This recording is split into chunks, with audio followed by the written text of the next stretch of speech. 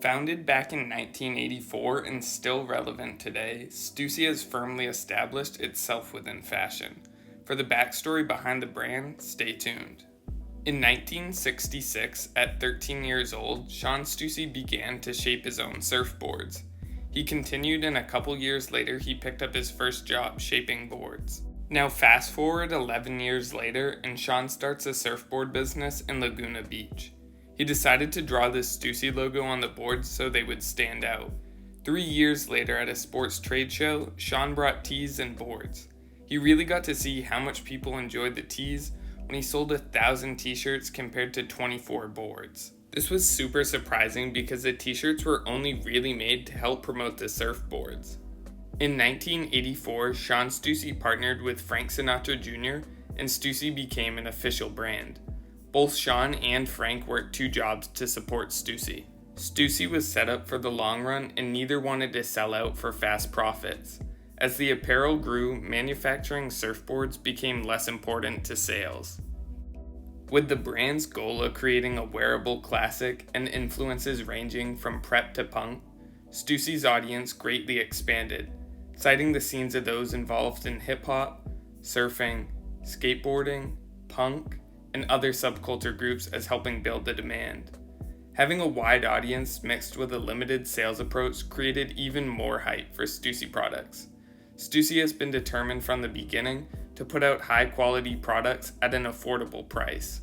Dante Ross was quoted as saying, "We could wear it to a thugged-out party, to a trendy event, or to go skating, all depending on how we wore it." Frank Sinatra Jr. explained that customers were tired of the 80s flash and Stussy fit their desires. By 1988, Stussy became stocked throughout the US, Europe, Japan, and Australia. It became popular to collect any products that held the Stussy logo. As Sean Stussy traveled the world and met with designers, DJs, and artists, these interactions helped contribute to the brand. The 90s started strong with the opening of a flagship store in New York and also the first meeting of the International Stussy Tribe. If you were wondering who the International Stussy Tribe was, it started as a group of young people who shared common interests between music, fashion, and skating. There was an organic relationship between their interests and fashion. As the tribe spread throughout the world, Stussy gained a larger awareness of like-minded people. The early 90s saw the launch of Stussy Sista gear, clothing that held true to Stussy, but designs were changed to be more feminine. The 90s were a bit of a struggle compared to the 80s for Stussy. Profits began to dwindle down, and instead of cashing in on trends, Stussy held true to its past. In 1996, Sean Stussy resigned as president of the brand to spend more time in Hawaii with his family. However, he still acted as a consultant.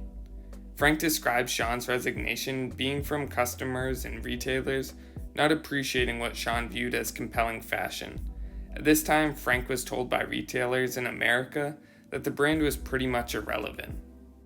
Frank Sinatra Jr. decided to add a new creative team to turn things around. This new team, with Paul Middleman as creative director, took advantage of Stussy's archive in order to refuel the brand.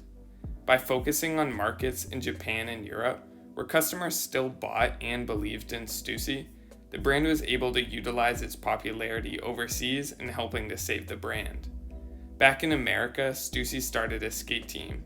Stussy had been associated with skateboarding, but not as directly as this move. Nike started to take interest into what was happening in the streets, leading to the Nike and Stussy Huaraches. What really blew up the Stussy and Nike partnership was the Ostrich Dunks, which sold out in 2 days, only being released at Stussy stores. Sneakerheads started to become mainstream and drove streetwear, which became a gateway to collaborations.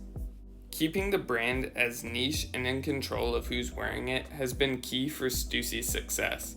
Stussy now has an original customer base taking part in the nostalgia, mixed with the new consumers who have been more focused towards fashion. With Stussy so well set in fashion and loved by many subcultures, I don't see the public perception of the brand changing anytime soon. If you're a fan of Stussy, please share your other interests down below, whether it's fashion, music, or anything else.